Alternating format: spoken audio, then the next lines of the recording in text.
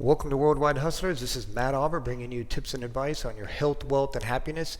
And I've got a question for you today. Is there anything that you wish you would have learned in school that would have helped you later on in life? And I'm quite sure there's a bunch because I know there was for me. So in today's video, we're going to cover 10 money rules that school never taught you. So without further delay, let's roll the footage.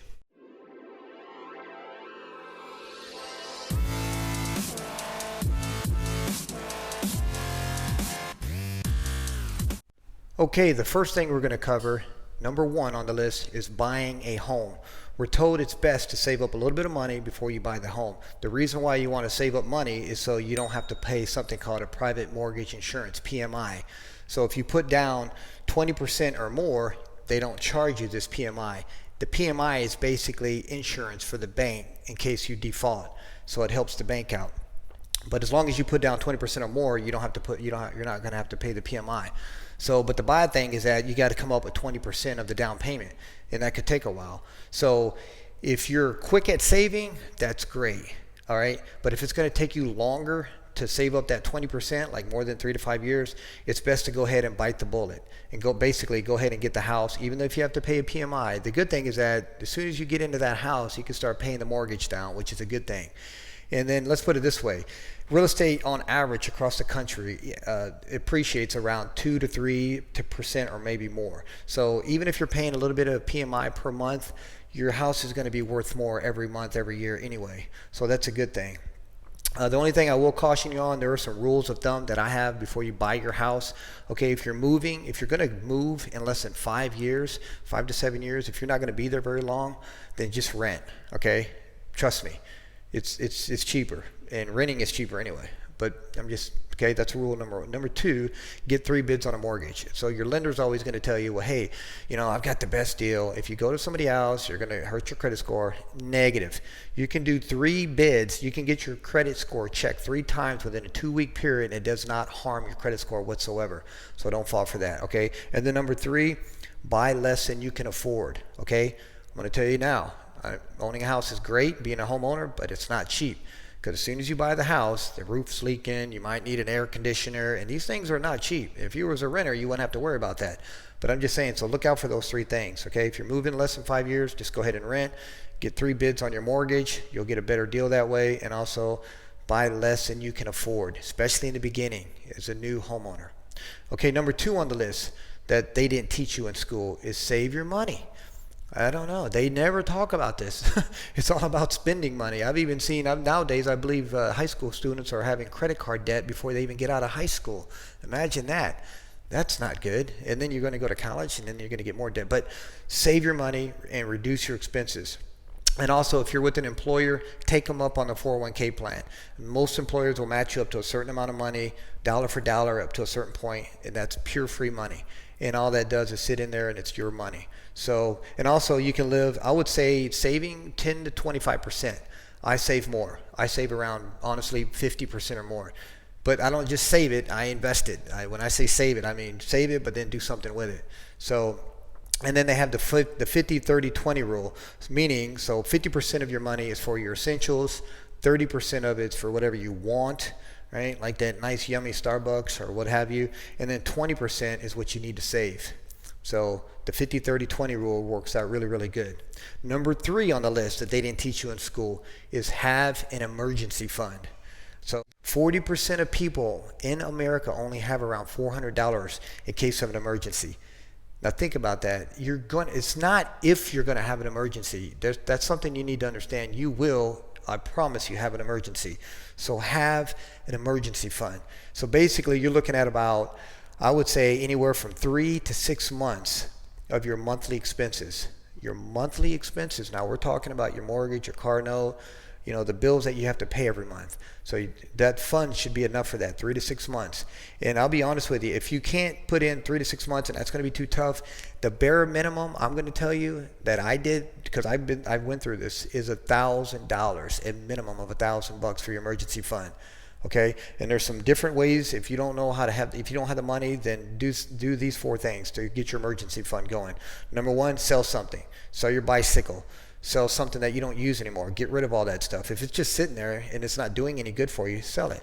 Number 2, find a one-time income opportunity. Seasonal stuff, Christmas time, Thanksgiving time, somewhere around that time.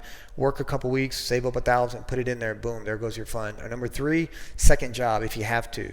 And then number 4, make cuts in your budget. Again, it goes back to the Starbucks. So you got to, basically do without a little bit so you can get that fund in there. But number 3 is your emergency fund. Okay, number 4 that they didn't teach you is you need to be able to budget your money. And I hate budgeting. I ain't gonna lie to you. That's like, but I have to do it. You need to be doing this. You want to start now so that you can develop a habit of budgeting your money. So track where your money is going. I always say that if you don't have a plan in life, then you're going to wind up in somebody else's plan. And the same holds true with your money. So if you don't put a name on every dollar, somebody else is going to put a name on it, which ain't good. So budgeting, okay? Budgeting is boring. I mean, I'll be the first one to tell you. And distinguish between your needs and wants. Know what a want is, know what a need is. A lot of people nowadays, I've seen some people, they're like, oh, I need that. And I'm like, that is nowhere near a need. So understand the difference between a need and a want when you're doing your budgeting of your money. And an easy way is to just put your needs and wants down and then allocate a certain amount of money to them. So you can just, if you just write down a list, like a pros and cons. Here's my needs, here's my wants, here's how much I'm going to spend on my wants. The needs, that's different. That's going to be a set amount, but you still need to write it because that's part of the budget, right? And then put down how much you're going to be able to spend on your wants, and then that's it. Try to stick to that number. That's a good way to do a budget. It's an easy way, quick and dirty. Number 5, they didn't teach you in school that I'm going to cover, is something called compound interest. So Einstein always said that the most fascinating thing to him was compound investing. There's many types of investments that will allow you to earn while you sleep. Like if I offered you right now 2 different deals, which one would you take? So I'm going to say I'll give you $55,000 in cash or a penny that doubles on a daily basis for 30 days. So which one would you take?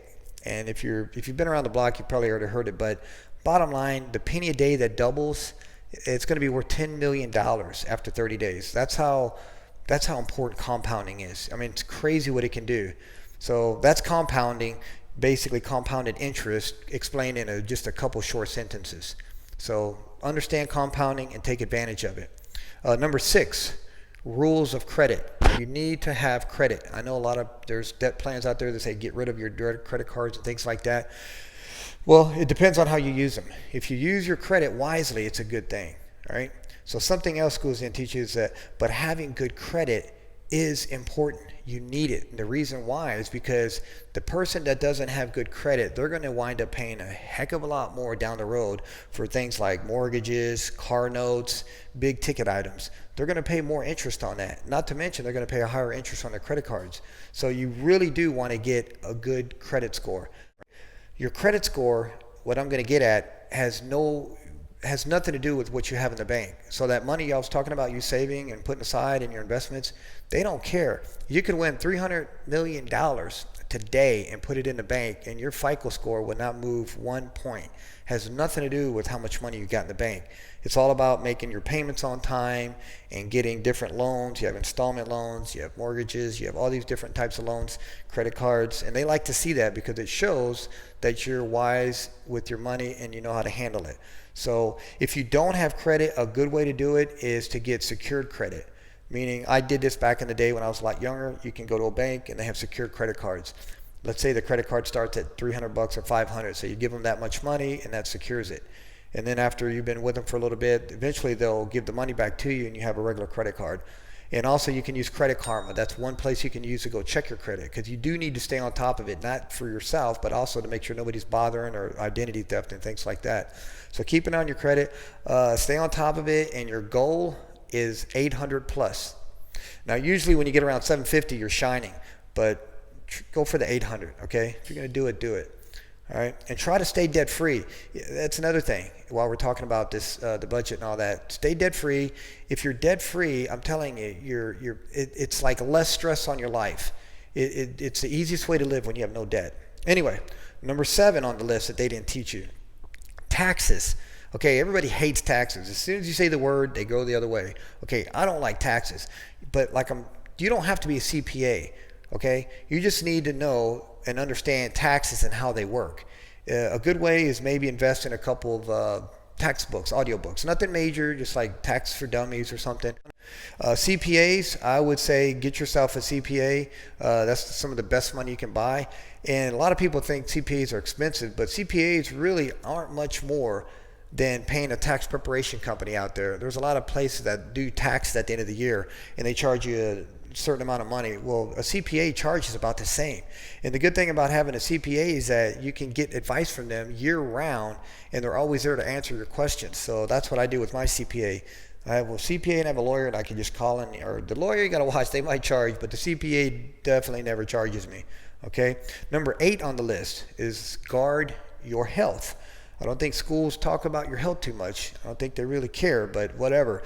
Okay, having good health insurance is what I'm getting at. Okay, and it's a must, because all that savings I just talked about and all the good credit you just had and all this stuff, if you have one major catastrophe and you hurt yourself, that could just wipe you out. And then how are you going to pay your bills? So you need to have good health insurance. And then on top of that, you need to take care of yourself. You need to exercise regularly, eat healthy, don't abuse alcohol, and obviously stay away from drugs. Okay, number 9 on the list, college. Okay, you don't need a degree to be successful. I've preached this in my other videos. I get it. Don't get me wrong. But if you do pursue a degree, don't overlook online degrees. They're much more affordable and they carry the same weight. Back in the day when they first came out with online degrees, a lot of people scoffed at them. They thought, oh man, they talked down to them. Well, it's an online degree. It's not worth anything. But nowadays, a lot of the online programs are accredited. Like if you want to be an engineer, if you want to be a health physicist, these degree plans are accredited, which is great because that's what the employer is looking for. So if you get an online degree, it's very flexible. You can stop and start whenever you want. As a matter of fact, I'm doing my master's now, and it's extremely flexible. So this year I've only done 3 or 4 classes, but I'm kind of halfway done with my master's. But it's the best way to go. Online degrees. Don't turn your head to that, okay? Okay, the last one on the list that they didn't teach you, and they probably never will, is start a business, okay? Many nowadays, I would, nowadays they call it a side hustle, right? Like, okay, the channel is Worldwide Hustlers. Start your business, okay? It's extremely flexible. Obviously check with your accountant to see what you can, there's a lot of things that you can write off when you own a business. So obviously check with your accountant to see before you do that. But there's a lot of tax benefits, okay? And the best part is that you can make money, all right? Seriously, you can make a lot of money. I always say that if you work hard on your job, you can make a living. But if you work hard on yourself, you can make a fortune, okay? Think about what you love to do, okay? Or what are you good at, okay? Wherever those two meet, there's your answer. That's what you need to start your business in. That's it right there. And who knows, maybe you'll make a fortune. I'm sure you can. If you put your mind to it, you can do anything. So anyway, the best part of success is what it makes of you. So remember this. Remember, success isn't something you get, okay? Success is something you attract by the person you become. So if you want to have more, you have to become more. So just remember, start a business, number 10, okay? So those are the 10 things that I wanted to cover that never were covered in school, and I know they can help you out a bunch. If you would, please share this video with somebody, and I really do hope that it's helped you in some way, shape, or form. Again, I will see you on the next video. Thank you.